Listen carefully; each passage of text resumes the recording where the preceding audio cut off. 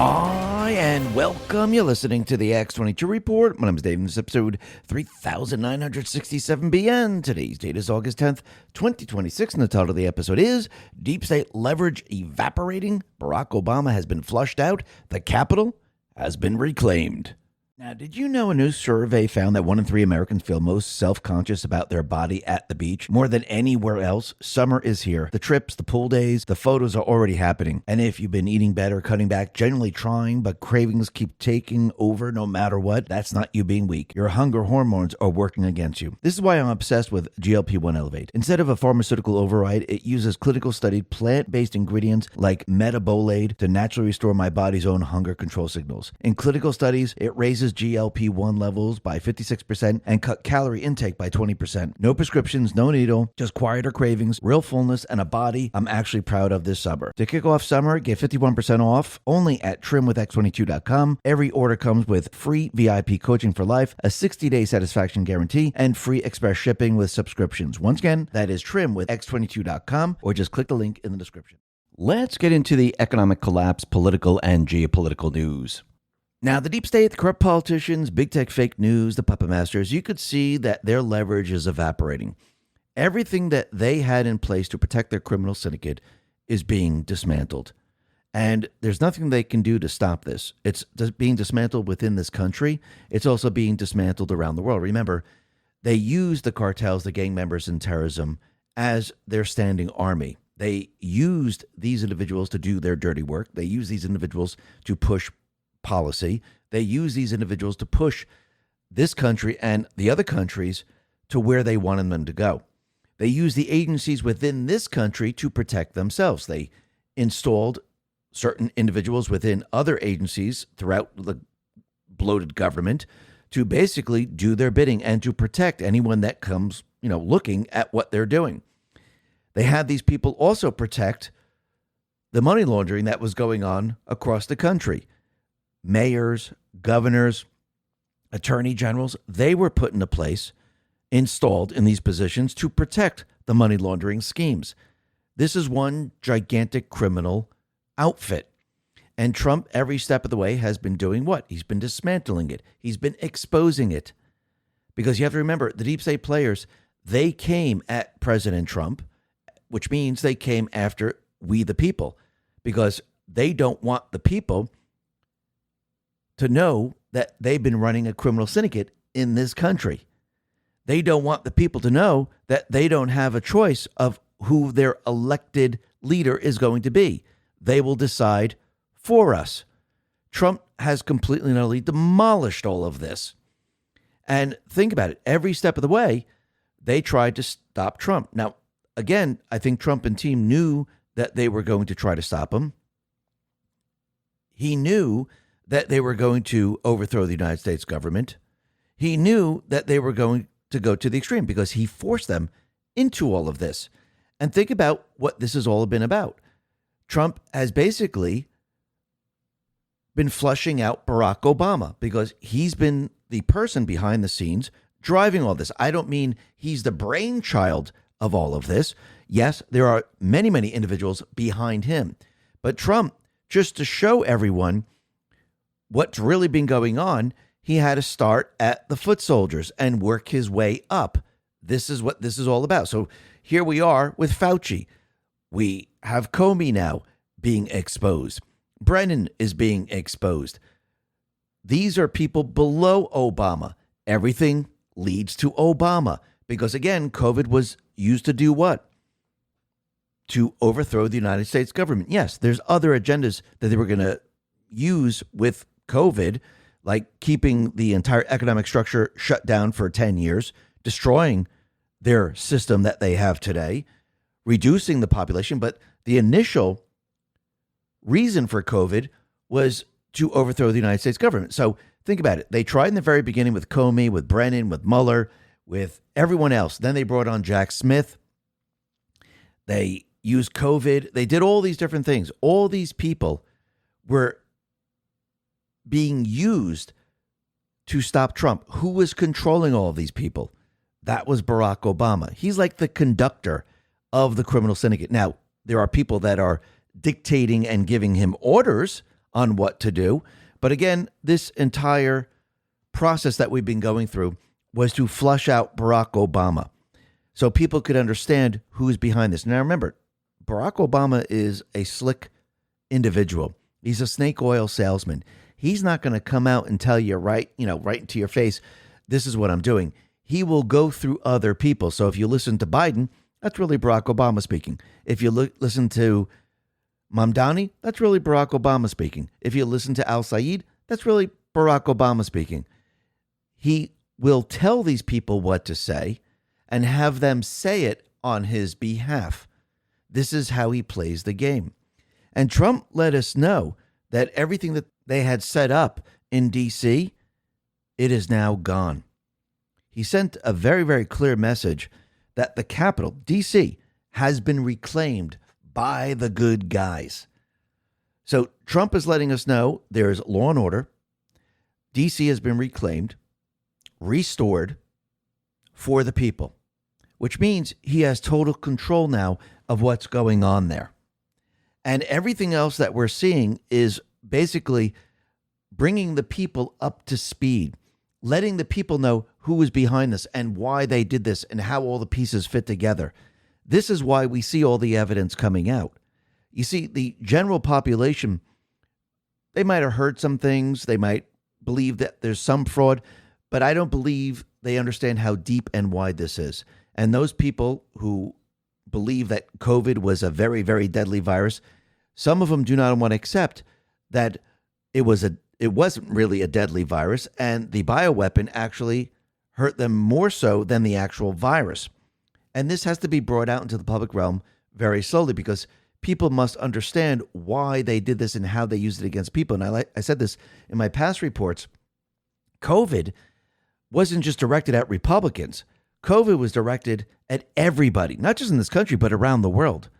And when the people of this country and the people around the world understand why this was pushed, well, what do you think the reaction is going to be? Because again, this is not just about cheating. This is about the criminal syndicate wanting to stay in power. And they were going to stay in power at any cost, even if they killed as many people as possible. So when the people start to learn that, and they learn that, wait a minute, you release this because you didn't want the people to pick their own leader, because you wanted to stay in power. And because you wanted to stay in power, you didn't care how many people died. Even though the virus wasn't as deadly as they said, you forced everyone, because you tricked them into getting the bioweapon, which actually made people sick, which actually killed people. So you didn't care if that happened as long as you kept your criminal syndicate operational and you were kept in power.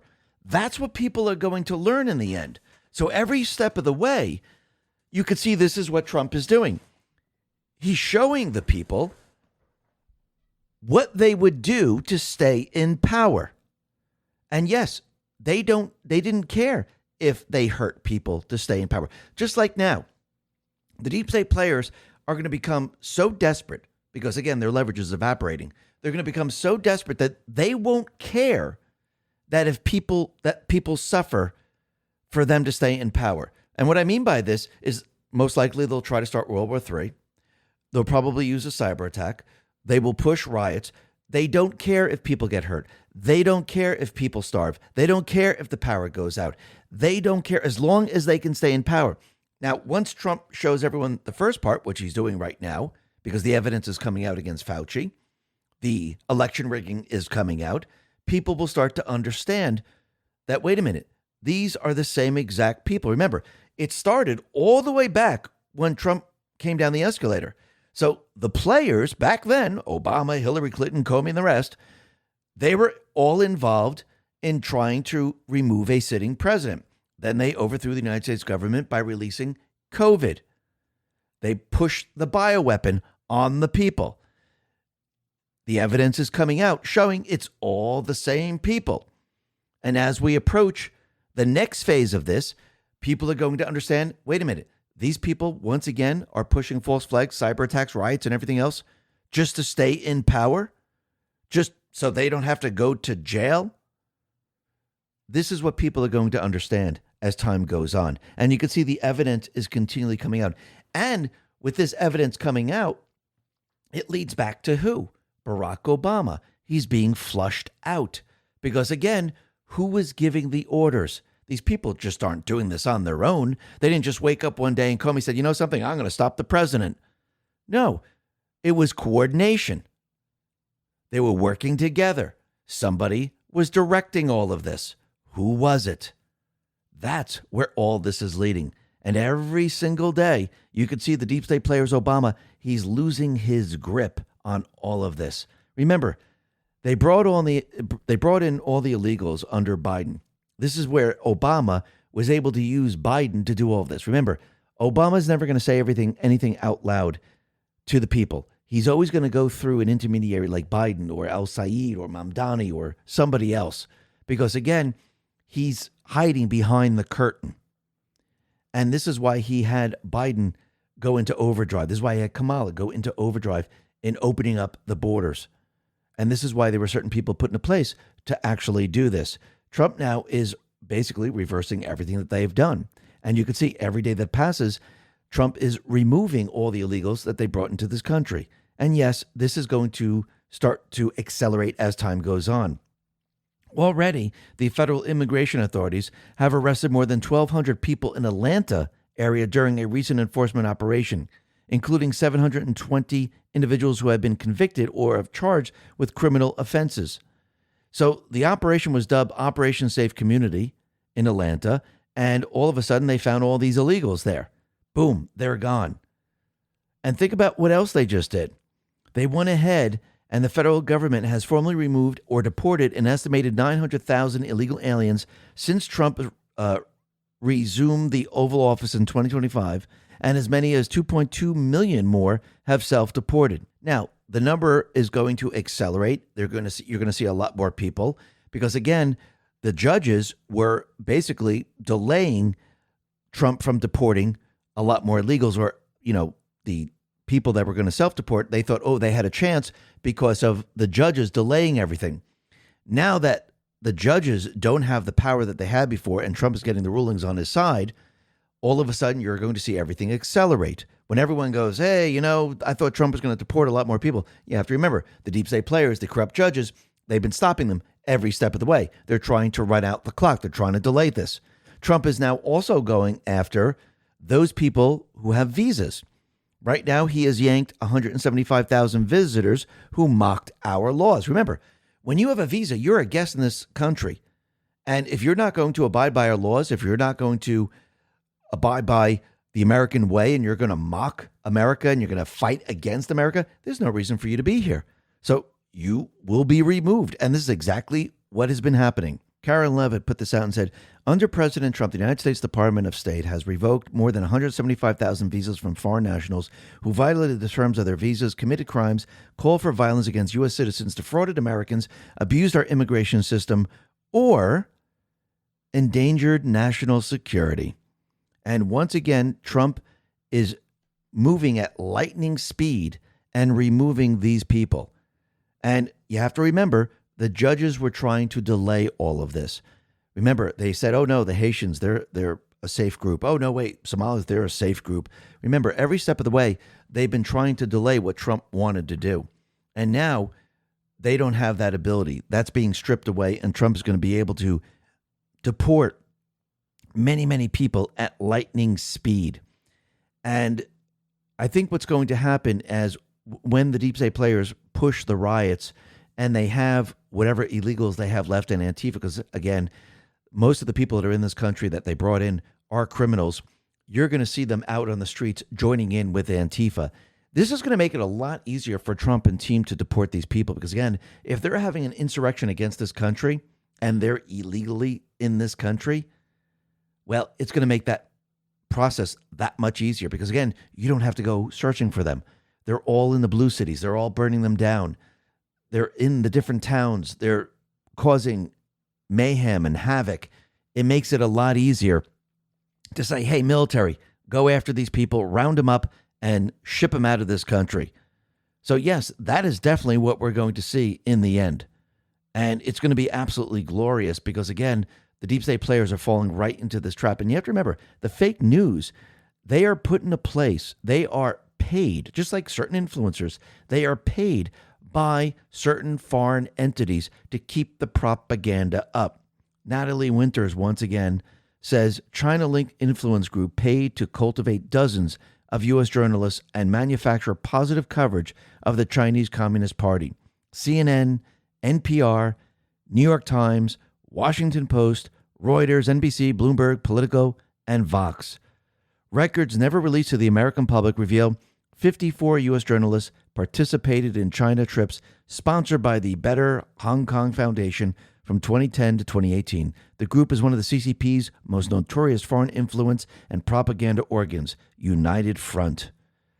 The U.S. government says United Front operations seek to co-opt and neutralize CCP opposition and can involve political influence, intelligence collections, and technology transfer. Coverage from participants included China will be on the top of the New World Order. The names taken from the foundation's own records, and she lists everyone from CNN, NPR, Washington Post, New York Times, NBC, ABC, Reuters. So when you hear certain stories, you start to understand, even Barron's, Boston Globe, CNBC, Huffington Post, when you start to hear the certain stories about how America is bad, how China is great, how, China's winning and America sucks, and this is all being driven from foreign entities. And now the proof is coming out. So when you see the influencers out there talking about, hey, Trump is terrible, let's start a new party, where do you think this is all coming from? So let's say if the fake news was being paid off, and all of a sudden you hear the same exact lines from the influencers, I hate that word, by the way, influencers, and they're doing the same exact thing, and if you just look at Tucker Carlson, MTG, and the rest, they're all cozying up to Hunter Biden. Do you really think that they're not being paid off? I mean, really think about this for a second. You see, they realized, wait a minute, the fake news no longer has the influence that they had before. So what did they do? They went to certain influencers and they started to pay them. All they did was shift everything. And yes, there are certain people in this country that will just take that money. No questions asked. And I think everyone can see it as clear as day. Now, the other thing, since we're talking about China, think about all the products that China has created, electronics, and sold to many different countries. Example, the UK. Well, the UK just realized that China is able to access their drones. OSINT Defender put this out and said, the UK Ministry of Defense has discovered that the Royal Navy's new fleet of spy drones being operated by elements of the Royal Marines since March have been secretly transmitting information from the drone's primary camera to China. Components of the camera on the K-3 Scout, a 27-foot-long multi-role uncrewed surface vessel built by Kraken Technology in the United Kingdom, were produced in and secretly transmitting data to a device in China. An investigation into the drones revealed that the cameras were transmitting heartbeat communications, data to confirm they were online and functioning normally, to an IP address in China. Now, take this and expand this. If this was in the UK or other countries and they're using Chinese technology there, what about the computer systems? What about the chips? What about everything that they installed in the different countries?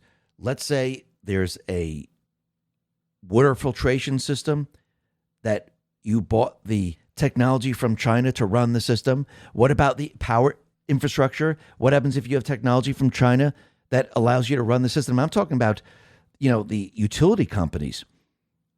So when you think about cyber attack and you think about what they can do, well, if this is transmitting, they also probably can control, if you really think about it. And what happens if there's a safeguard in all this? If, China loses their leverage, which they are, there's a safeguard in there, and all they have to do is flip the switch, and the malware or the AI agent all of a sudden brings down the system. I do believe this is one of the main problems here. And I do believe this is something that Trump and team have been fighting against and figuring out, because we know, going back in time, that this was already done. And what's very interesting is Pete Hegseth, he let us know that they've started Cybercom 2.0, which is very, very interesting because we've just seen cyber attacks on 12 different states on their water infrastructure, which is very, very interesting. We'll be talking about that in just a sec. But first, let's talk about what Ukraine has been doing. They've been attacking Russia, and they've been attacking Russia's oil facilities. Now, I do believe they're doing this once again to assist the deep state players in Iran, because again, Iran's plan was to do what? To drive up the oil prices. They were hoping to get the oil prices up to $200 a barrel to bring down the U.S. economy. That never happened. And then all of a sudden we have Ukraine. They're hitting Russia's oil facilities, making it very, very difficult for Russia to export the oil. Now, right now, Kazakhstan is rerouting all the exports after Ukrainian strike. So they're finding workarounds right now. But I do believe this was all done to put pressure on the United States President Trump to try to drive the oil prices higher. And it looks like this is not working whatsoever. Now, the other thing that's very interesting is we mentioned how we had the president of Iran who met the Ayatollah and never really saw the Ayatollah, never was able to shake the hand of the Ayatollah, and they kept the person in the background so you really couldn't see the person. Now, Iran decided, okay, we're going to show you proof of life, and they brought out a video of the Ayatollah, and they're trying to convince everyone that he's alive. Now, the only problem with this is this video was taken before Operation Epic Fury, before the attack. So their entire propaganda machine trying to convince the world that this individual is alive just completely and utterly failed. And once again, you could see the video is going all the way back to March. So once again, this is all fake, phony, and false, just like everything else they do. Now, what's very interesting is we can see Iran's economy is completely imploding on itself, and the IRGC is on their last legs. And you have to remember, the deep state, the central bankers, especially the central bankers, they're never, ever going to want to give up control. We said this going way, way back. They will fight to the very, very end. They will instruct certain countries to hold on, or terrorist groups or whatever, to hold on and never, ever give up. Just like the deep state players in this country. Do you really think they're just all going to surrender and say, you got me? Or do you think they'll fight to the very, very end? Because they know what's going to happen if they don't fight. So they will fight to the very end. So when you look at Iran and you look at the IRGC, they're fighting to the very, very end. They don't care what happens to the country. They don't care if there's no money coming in. They don't care if the people are starving.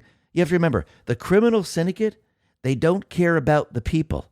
They don't really support the people of their country, just like the criminal syndicate in this country. Do you really think the criminal syndicate people in this country actually support the people? If they did, they wouldn't make you get the bioweapon. They wouldn't have released the virus. They wouldn't have done these things so they could stay in power. Think about that for a second. And Iran right now, and the Hormuz letter is putting this out, has flatly ruled out any future negotiations with Trump administration, declaring it will wait out Trump's term until January 20th, 2029, per an advisor to the parliament speaker and a senior Iranian source. Do you really think Trump really thought that, we're going to make a deal with these people? I don't think so. I think Trump knows that they have to surrender one way or another. And the only way for them to surrender is to actually bring their entire system down to the ground. That's it. Period. The end. And that's exactly what he's going to do. Now, what's very interesting is you have to remember, their weapons are destroyed. Trump controls the strait who goes in and out. There's no oil being pumped out of Karg Island. Actually, Karg Island is at a complete halt right now. Their money is gone. Inflation is skyrocketing. And they're out there demanding compensation. They're demanding that, hey, we're not going to negotiate. Trump is not going to negotiate. You have to remember what Trump is doing right now. He's playing with them. He wants them to keep putting out this propaganda. So this way, he could say, okay, that's fine. You just made your choice. See, this is what he always does. He turns it around. It's your choice. There you go. Okay, we'll just wait it out. I'm in no rush whatsoever. It's not going to take that long. And think about what he just did when Iran said the U.S. will be compensating Iran for everything that they have done in the Strait of Hormuz and to the country. Now, first of all, this wasn't even part of any type of negotiation. Well, Trump just went ahead and he just turned the tables on them. And he said, I see that the representative of the Islamic Republic of Iran are asking for compensation for the damage done to them during the last 5-month military conflict, started because they will not have a nuclear weapon. Even though it was never mentioned in any of our negotiations or meetings, but it is an interesting idea because now I'm likewise demanding compensation from Iran for all the people that they have killed and gravely wounded with their roadside bombs and many conflicts for which they are famous, as led initially by General Soleimani, including the families of those killed on the USS Cole and thousands of others killed in combat. Additionally, compensation should be paid to the families of the hundreds of thousands of innocent protesters that Iran has killed over the last 50 years, not to mention the 52,000 that have been killed in the last 5 months. I have instructed my representatives to put this firmly into any and all future negotiations. Thank you for your attention to this matter, President DJT. And once again, Trump just called them out on all of this. They're never getting a dime for anything. Trump knows exactly what he's doing. And he put this out on Truth. He said 51 years of bad behavior. Iran has no money. And when you look at it, the Iranian rial was worth $1.11. Now it's worth 53 cents. And it's going lower and lower and lower. Their currency is absolutely worthless. And you can see Trump has all the leverage. Unusual Whales put this out, and this is coming from Trump on Iran. We are low-keying it. We are only semi-negotiating with them. We are just watching Iran with its huge inflation and the fact that they have no money. So Trump means the U.S. is deliberately taking a restrained, low-pressure approach right now, relying more on economic strain than on a fresh military escalation or hard-push negotiation, while waiting for Iran's severe financial problems to force better terms. He says Iran is in bad shape economically, can't pay its troops, and that the U.S. naval blockade has made the crisis worse. He also noted oil prices around $75 plus a barrel were easing pain for U.S. consumers, and summed it up as, it will work out.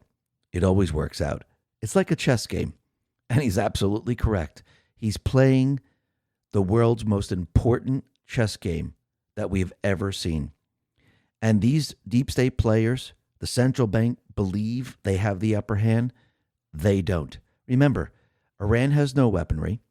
Now, the people of this country, they're feeling it. We know what the Biden administration has done. They made inflation worse than ever. Every time you check out at the grocery store, every time the pump clicks past a number that used to fill the whole tank, dinner out that cost what a week of groceries used to, nobody has to tell you inflation is real. You're living it. Why? Because the Federal Reserve is responsible. So the question isn't whether you feel it, it's what you're going to do about it. Gold is an asset that holds its ground when the dollar loses value. And here's the part that matters. This alarm bell isn't about today or tomorrow. It's about 20 years from now. It's about making sure the money you work for still takes care of you and your family when you need it most. It's about preparing for the world we're heading into. That's where Noble Gold Investments comes in. They've helped everyday Americans protect their savings with physical gold and silver for over a decade, and they do it the honest way. Simple, transparent, no games. Call them at 877-646-5347. That's 877-646-5347. Or go to X22Gold.com. That is X22Gold.com, or just click the link in the description. Your wealth isn't going to protect itself. And one more thing, it's America's 250th, and Noble Gold celebrating it by sending you a free 10-ounce U.S. independent silver bar when you open a new qualified account. Just mention my name and they'll take care of the rest. And remember, past performance may not be indicative of future results. Investing in precious metals involves risk. Consult your financial advisor before making investment decisions. Most of the leadership is dead. Most likely Khamenei is dead. They're putting out fake information, so that tells you that he's probably dead. The strait is shut down. Remember, Iran has, they can't open it. They can't close it. They can't do anything. They're not pumping oil. They're not selling oil. The wall of steel is blocking everything, and they're allowing ships in to go to other places. Plus, the other countries are building pipelines at rapid speed to divert all the oil. So who has the upper hand here? Really think about that for a second. It's just a matter of time. James E. Thorne says, contain Iran. President Trump's synthesis for Iran is containment. It rejects the two failures that have long trapped Washington. Diplomacy and purchases only delay and escalations that risk an open-ended regional war. Containment is not retreat. It is a strategy of denying the Islamic Republic the means to dominate its neighborhood, menace global commerce, fund its proxy empire, or acquire a nuclear weapon without making regime change or occupation the central purpose of American policy. Its objectives should be clear: degrade Iran's nuclear capability, cut off financing to the Islamic Revolutionary Guard Corps, and dismantle the financial, logistical, and military networks through which Tehran sponsors terrorism abroad. The aim is not another agreement that trades temporary calm for permanent Iranian leverage. It is to ensure the regime lacks the resources and freedom of action to threaten Americans, Israel, Arab allies, or global commerce. Sun Tzu wrote that supreme excellence consists in breaking the enemy's resistance without fighting. That is the logic of containment, not inaction, but the calibrated use of military strength, economic pressure, ally coordination, and energy abundance to make Iranian aggression futile. The Strait of Hormuz illustrates both Iran's danger and its error. Tehran's threat to shipping use missiles, drones, mines, harassment to impose global costs while avoiding the conventional conflict it cannot win. But Iran has overplayed its hand. As Treasury Secretary Scott Bessent rightly suggests, the strait's relevance to oil transport could be sharply diminished within 2 years as producers, shippers, and governments finance bypass routes, diversify supplies, and reduce dependence on coercible choke point. China should take note. Beijing has benefited enormously from stable Gulf energy flows while enabling Tehran through oil purchases and diplomatic cover. It cannot demand the benefits of maritime order while subsidizing a regime determined to menace it. China must choose: support open commerce or underwrite the instability that threatens it. Washington should sustain a credible military option against nuclear breakout, protect freedom of navigation, integrate regional missile defense, and rigorously enforce sanctions on the IRGC and its terror-financed networks. America does not need to conquer Iran. It needs to degrade the regime's nuclear capacity, bankrupt its terror apparatus, and ensure Iran cannot conquer the strategic environment around it. And basically, Trump is just strangling the IRGC. And yes, sometimes this takes a little bit of time, but think about it. Let's see. Do we have troops on the ground? Do we have massive loss of life? I mean, do we have what happened with Syria? No. Do we have what happened in Iraq? No. How about Lebanon? No. How about in Ukraine? No. Think about it. We have our military there. We don't have troops on the ground. Fuel prices have come down. They're stabilizing right now. And the regime in Iran, they're the ones who are struggling. Yes, Trump knows they will fight to the very end. And that end is coming very, very quickly. Let's go back a little bit in time and think about what Trump said. And Karma Patriot put this out, and she says game theory. And this is what Trump says. Under the Trump administration, our actions in the Middle East will be tempered by realism. The current strategy of toppling regimes with no plan for what to do the day after only produces power vacuums that are filled simply by terrorists.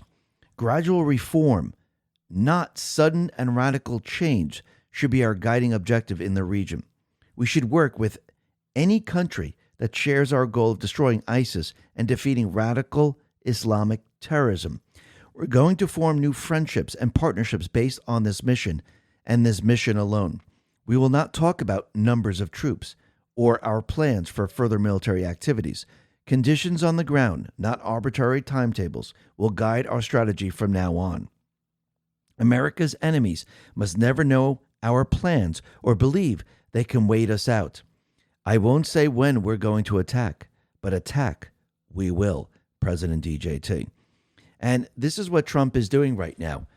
He's pushing the IRGC, the deep state players, the central bankers, to the edge. And each time Trump does this, he shows the enemy, we can wait you out, and then we can hit you. Then we can wait you out. Then we can hit you. And each time this happens, they become weaker and weaker and weaker. And soon, they won't be able to do anything. Yeah, they can use their words. The words are not going to do anything. And this is the leverage that Trump has right now. And you have to remember, Trump, he has control. He's decentralizing the oil. Countries are figuring out, hey, you know something? I can get oil in all other places. The countries are now building pipelines very, very quickly. And soon you're going to see that the Strait of Hormuz is kind of worthless. We're already starting to see that. And as time goes on, you're going to see oil continually drop. Yes, is it going to fluctuate? Of course it is. Because you have to remember, we're at war with the deep state, the central bank, for the control of energy. So they're going to try to push it up. Trump is going to bring it down. Who do you think is winning? If their goal was $200 a barrel, who's winning? Trump has it around 80. Sometimes it drops into the 70s. Sometimes it's a little bit above 80. But again, who do you think is winning? They never even got close to 200. This is how you know Trump has all the leverage. And think about this. We mentioned cyber attacks, and all of a sudden, Secretary of War Pete Hegseth came out with Cybercom 2.0. So Cybercom 2.0 protects America by overhauling how the Department of War builds, trains, retains, and specializes its cyber forces, producing higher quality operators who can more effectively defend critical infrastructure, department network, and homeland against sophisticated threats. This is a revised Cyberforce generation model, approved in late 2025 and accelerated under Secretary of War Pete Hegseth, designed to fix longstanding problems with the talent management. Traditional approaches treated cyber personnel more like generalists who rotated through assignments, which led to skill atrophy, retention issues, and slower adaptation.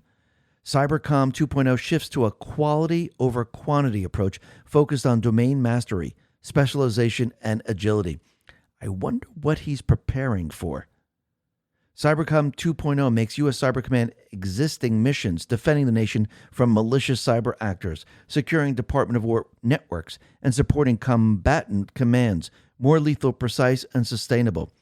By producing operators who can outpace adversaries through expertise and speed rather than sheer numbers, it strengthens America's ability to detect, disrupt, and defend against state sponsors and other sophisticated cyber campaigns targeting the homeland.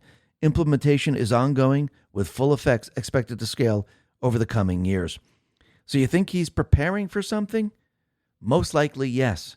And if you notice, the deep state, the central bankers, and the rest, they had everything the way they needed it to have a cyber attack.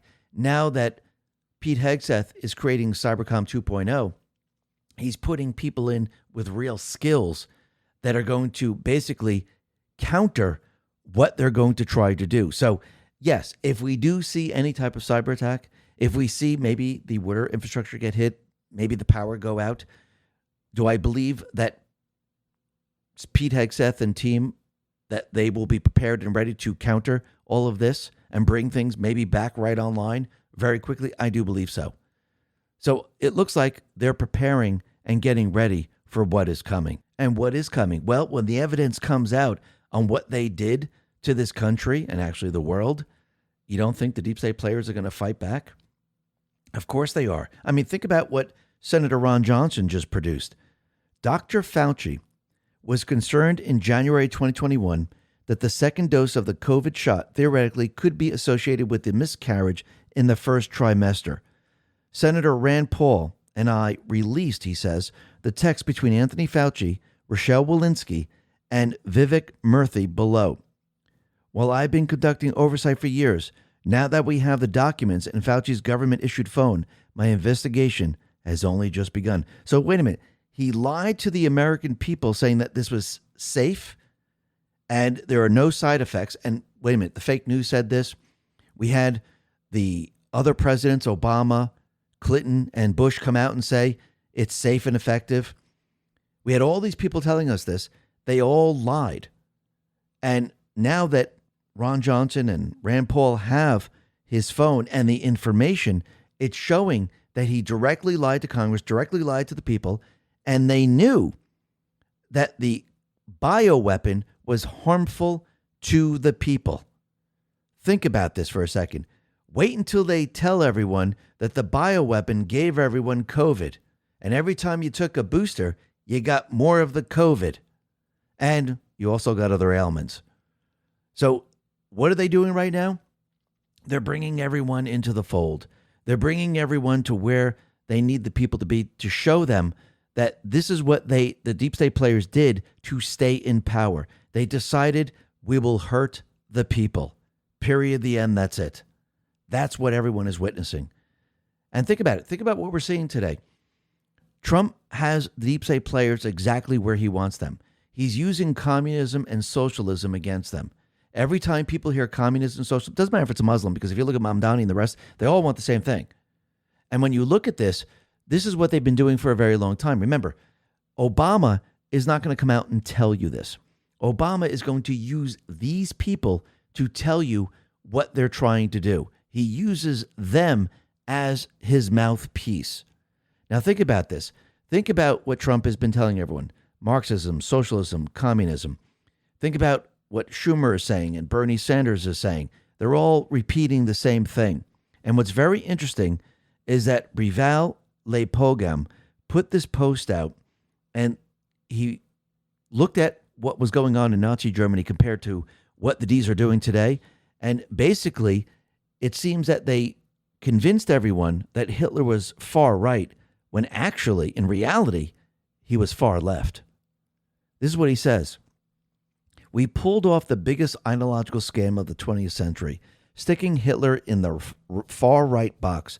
Take the entirety of the Nazi economic program, not quotes taken out of context, price and wage controls, massive industrial planning, nationalization and state control over entire sectors of the economy, stigmatization of profiteers and capitalists as scapegoats, obsession with controlling the location of capital and production. Swap out a few words and you get exactly the same logic as Bernie Sanders or any socialist who wants to take back control of the economy in the name of the people against the elites.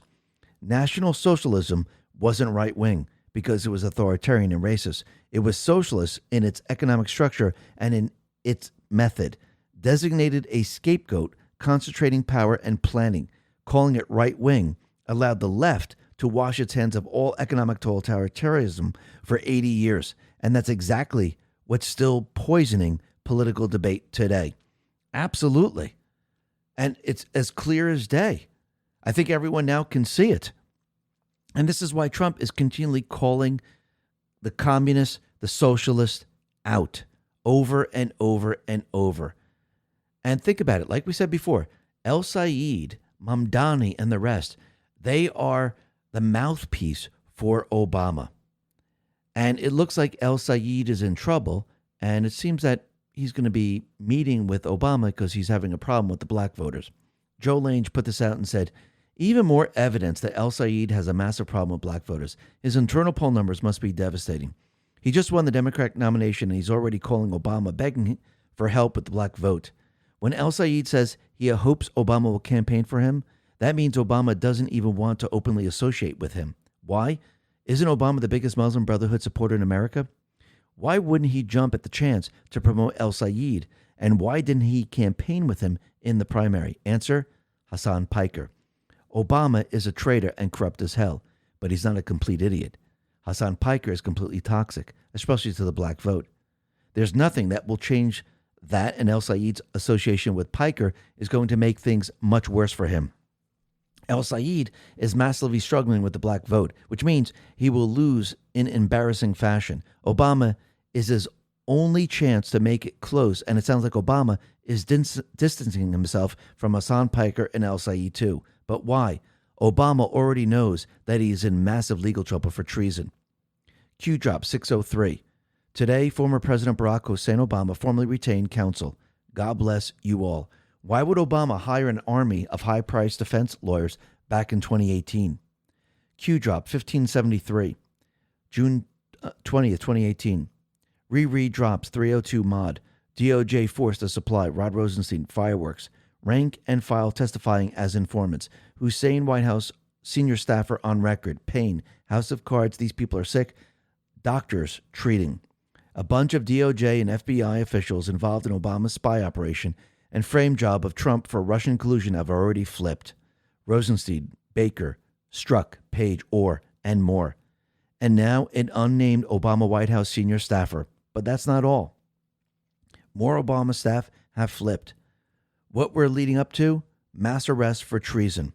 The reason why Obama is distancing himself from al-Sayed and abandoning the ship instead of promoting him is because there is no way he can possibly win, even with Obama's help. I do believe he's still talking to him. I do believe he's still feeding him information. But again, he can't come out in the open and say, I'm with this guy. That's not how Obama works. And the last thing Obama wants to do is associate himself with Hassan Piker in any way.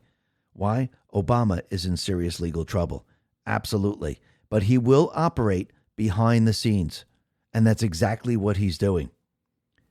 Remember, this is how he plays the game. He's not going to stand next to him, put his arm around him and say, I love this guy, Muslim Brotherhood all the way.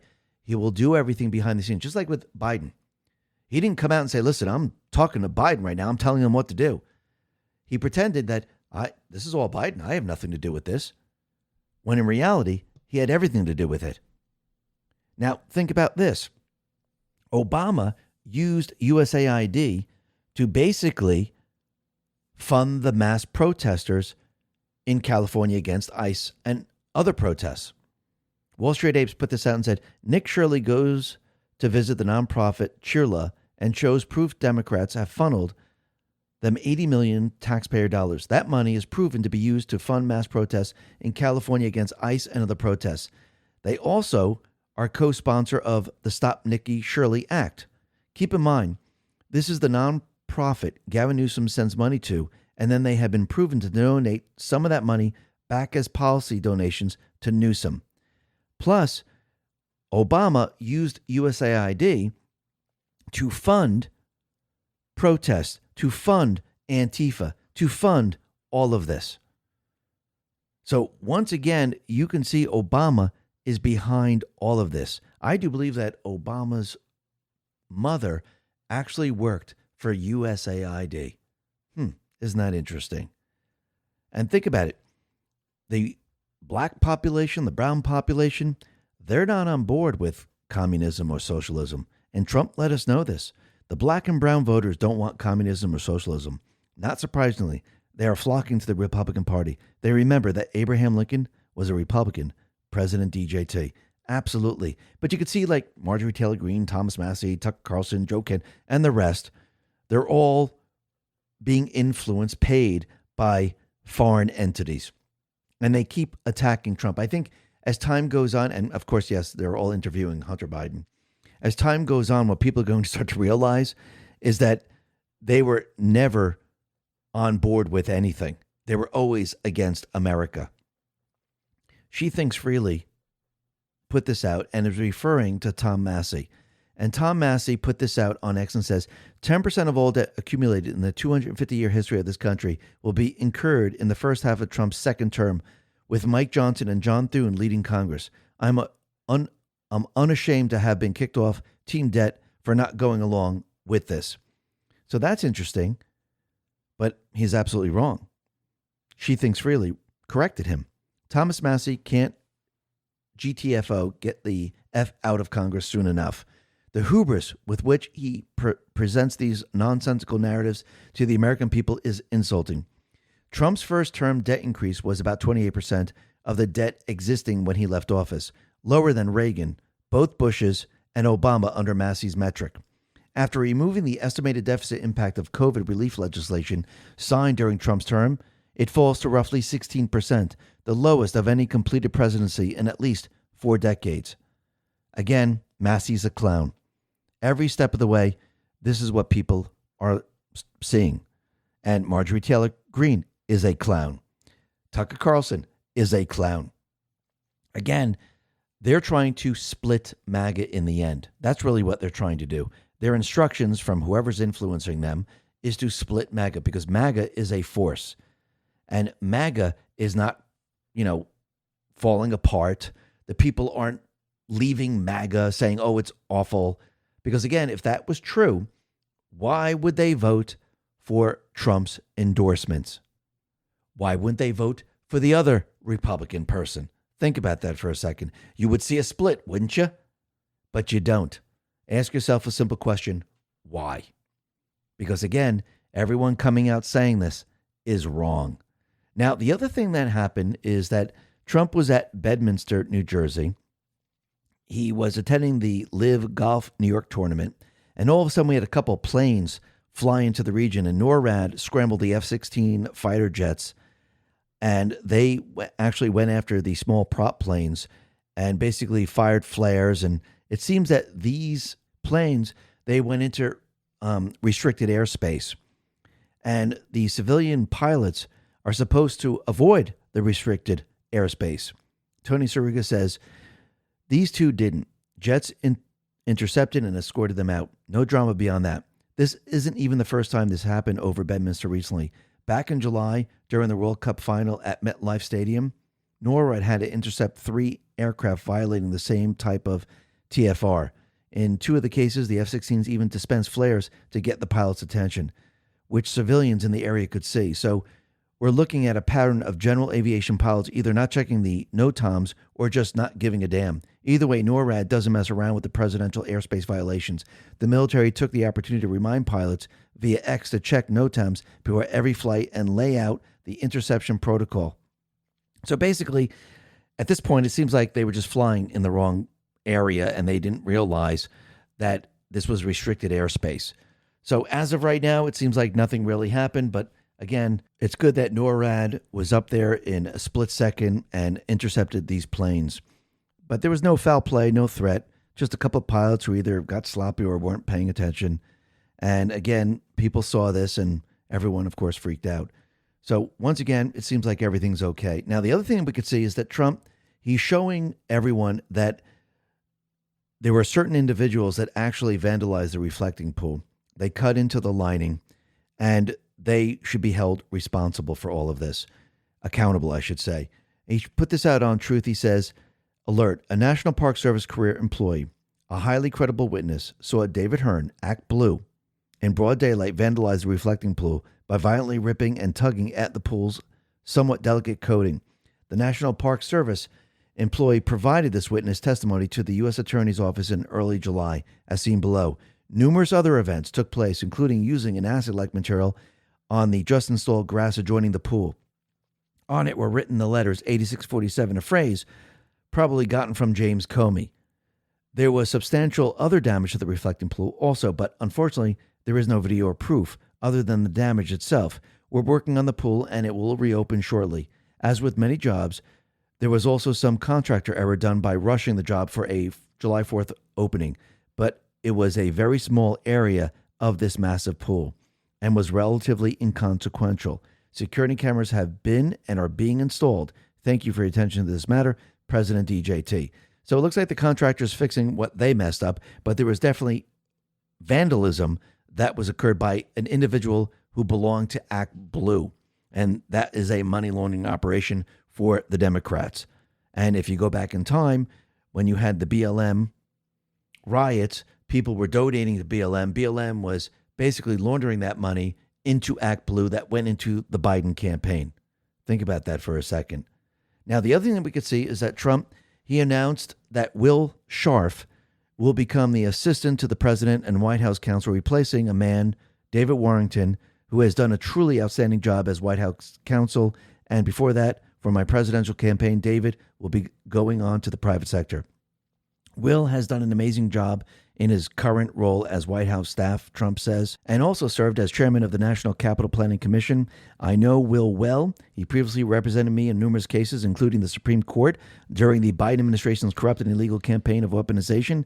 He also previously served as a federal prosecutor, worked as an attorney in private practice, clerked for 2 federal appeals court judges, and was a top student at both Princeton University and Harvard Law School. Will is tough, strong, and smart. He also loves our country and respects the law. Will Scharf will do a great job as White House counsel, President DJT. Absolutely. And think about it. Just the other day, we had Todd Blanche. He got confirmed, which means he's no longer an acting attorney general, which means he's an attorney general. And basically, now he can really prosecute the criminals. Joe Lange explains, prosecution phase incoming. Todd Blanche was confirmed as Attorney General. He's no longer acting AG. That's important because now he can be called to testify before Congress in coordination with Republicans and give evidence that can be submitted on the record for the American people to see. That submitted evidence can also be used for future prosecutions. You can't tell the people, you have to show them. Understand the strategy and the order of what is happening. Everything is planned in time. Why did Trump first choose Pam Bondi? It wasn't just because Trump knows her and has a personal relationship. Pam Bondi was Florida AG all through the time that Jeff Sessions served as Attorney General for Trump. Anybody remember what Sessions did as AG?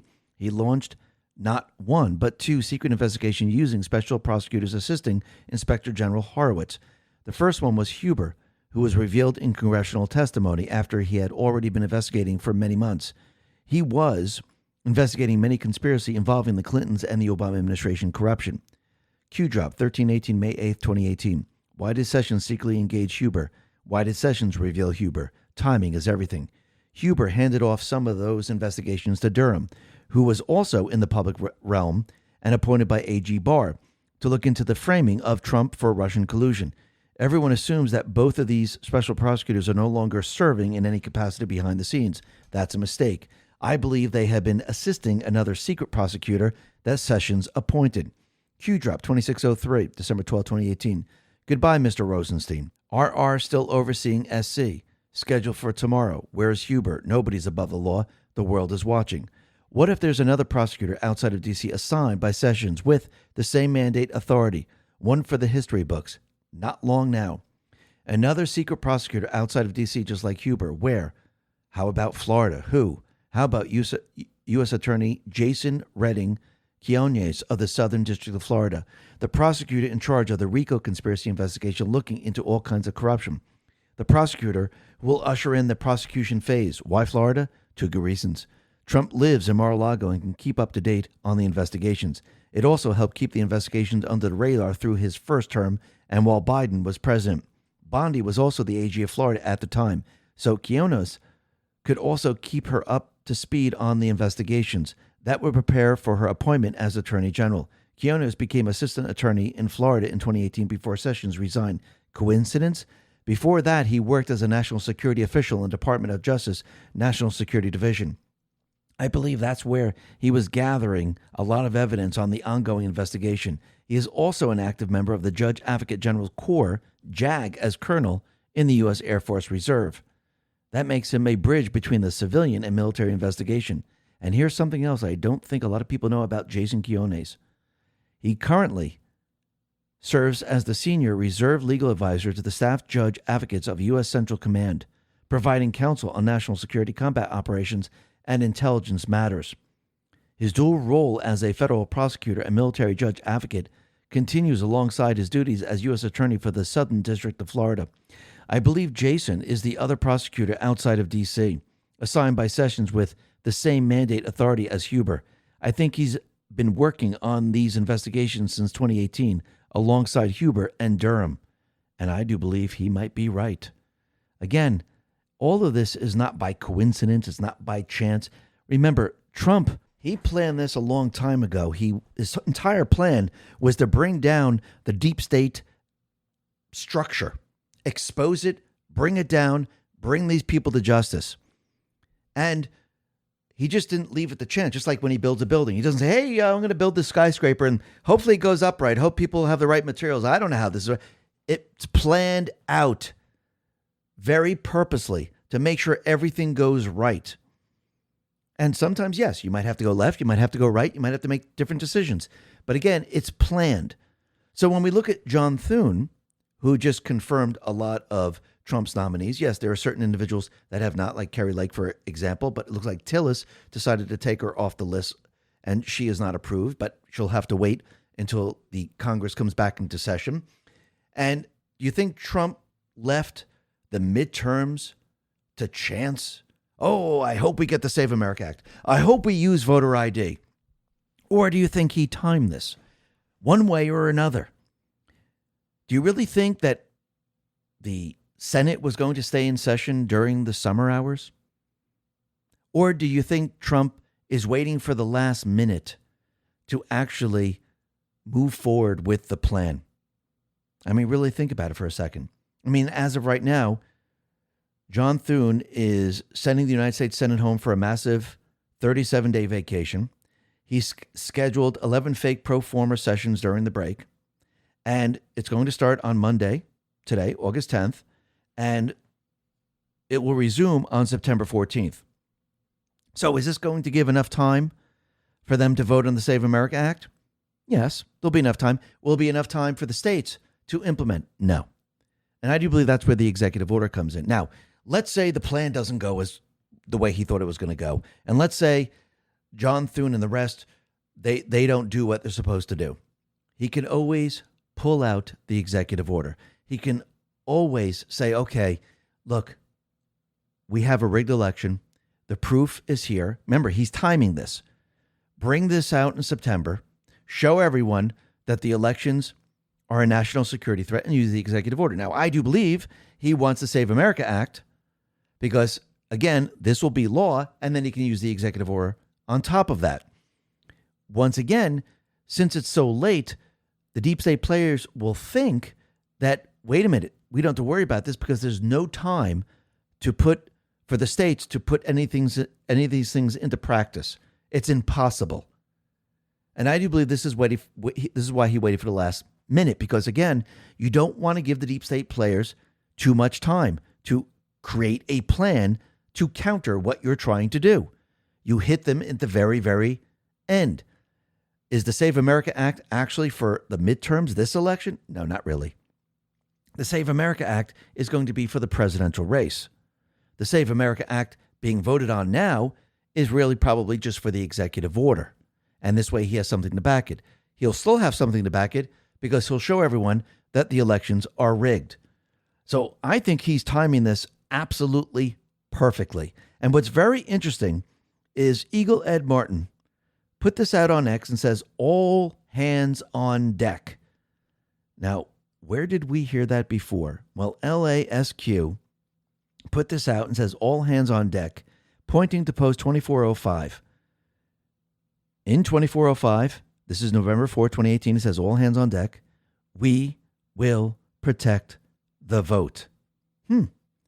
Very, very interesting. Are they trying to tell us something? Absolutely. And I think Trump is trying to tell us that he is now flushing out Barack Obama. He's taking control away from Barack Obama in D.C., and he has freed the Capitol. First, the Department of War put this out and said, no man, and there's a picture of Trump, and it says no games. It says, no enemy will stop us. They cannot stop us. They won't stand in our way, President DJT. Then the White House put a video out. Now, it's the introduction to the Game of Thrones, but they substituted everything for the Game of Thrones, and they brought in D.C., showing the fountains, showing the statues, showing how everything's cleaned up, how there's no crime, going into the White House, showing the sword chair with the American flag behind it. And the White House says the Capitol restored, order restored, the Capitol reclaimed.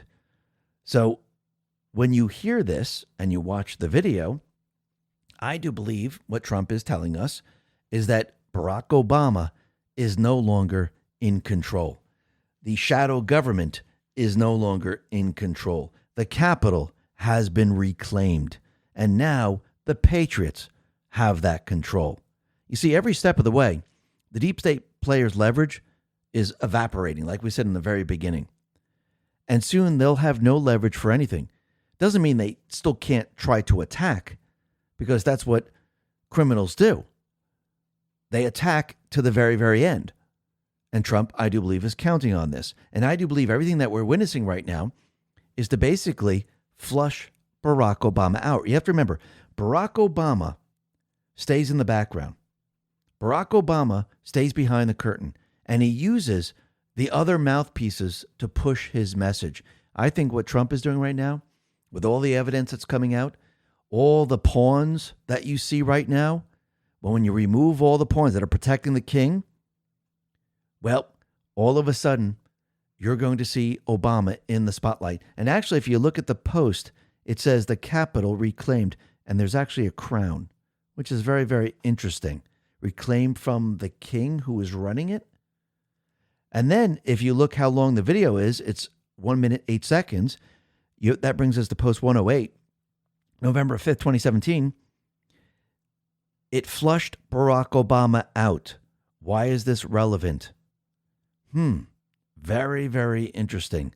I do believe Trump has been setting all of this up, moving all the pieces, bringing down the deep state players, removing the power from them. So when the time is right, and I do believe once we win the House and the Senate, remove the judges, get complete and utter control, and have all the leverage, that's when everything will be pointing to Obama, Hillary Clinton, and the rest. And this is what Trump is setting up. And yes, it will go further than that. Yes, we'll see accountability. Yes, we'll see justice. Because again, who's really in control? The Patriots are. Listen, everyone, thanks a lot for listening. Be well, be safe, and especially be prepared. Thanks a lot.